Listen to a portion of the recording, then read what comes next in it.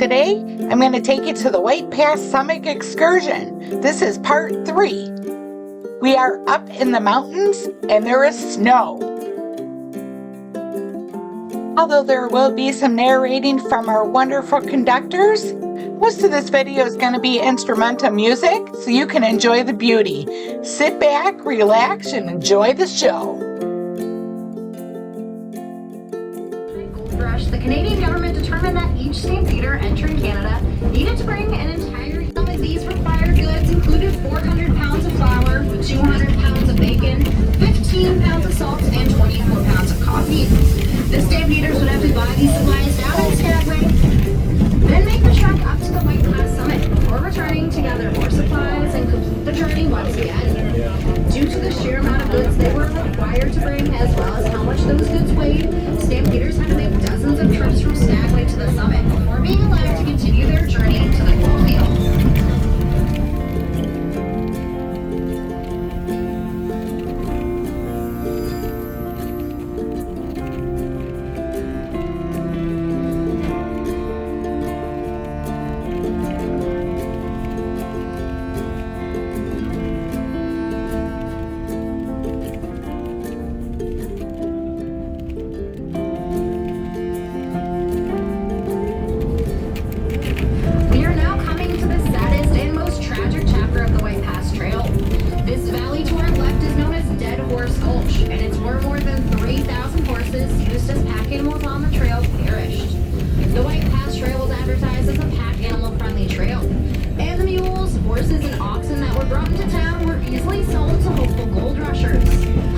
Using the trail believed that their pack animals would easily make the trek, but as the trail narrowed, there was no room for animals or people to pass, creating a gridlock.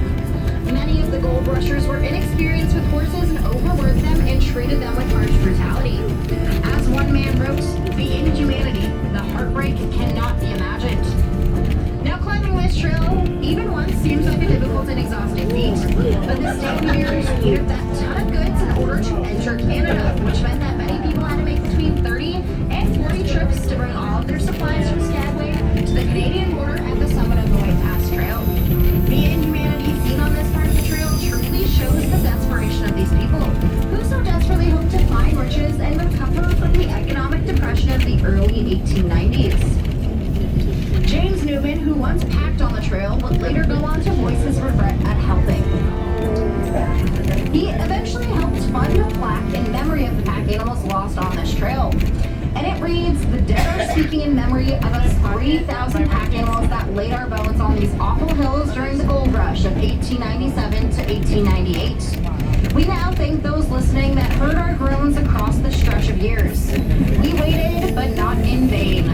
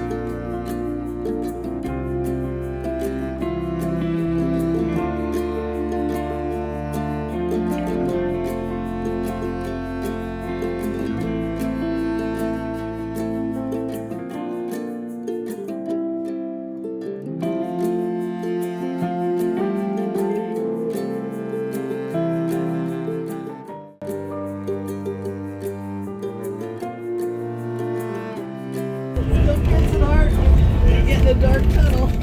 Shannon. What? Scared the hell out of me.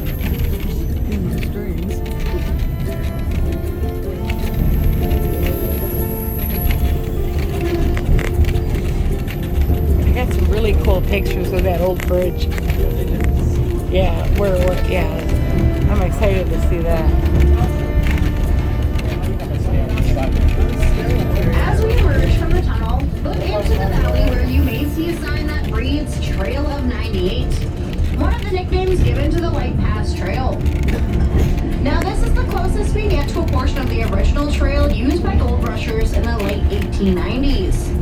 In certain spots, that footpath narrowed to just a few feet across and held two-way traffic with stampeders headed to the Canadian border to drop off goods before returning from whence they came to gather more supplies and begin the journey all over.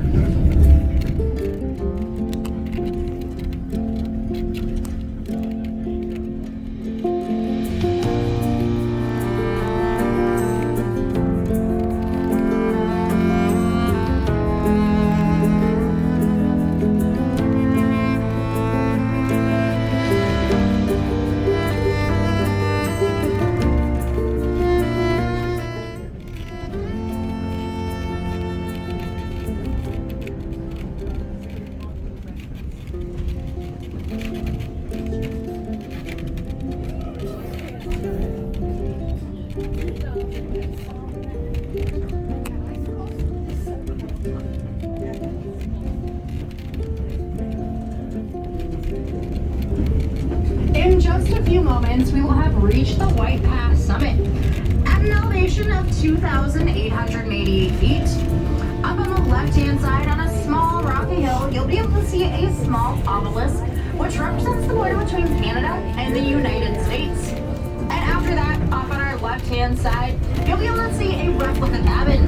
This is a replica of where Northwest Mounted Police officers lived during the gold rush and checked to make sure each stampeder entering the country had the required ton of goods before heading up into the Yukon.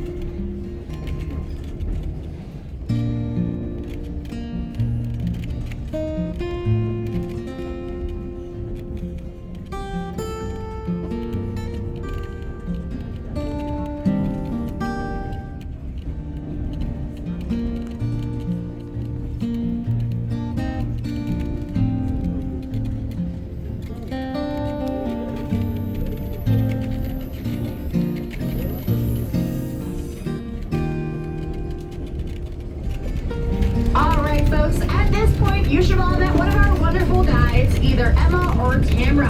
Now, the next time you see them, they will not be empty-handed. They will have with them some special souvenir items that we sell on board the train. The first off is our train-exclusive hat. It is our 125th anniversary, so it has our 125th anniversary logo, as well as White Pass and Yukon route on the front. The side says Skagway, Alaska, as well as the year we were established, and on the back it says Scenic Railway. I hope you enjoyed part 3 of the White Pass Railroad excursion in Skagway, Alaska. Please don't forget to subscribe, like, and share my videos. And remember, make it fun, make it yours. We'll see you the next time.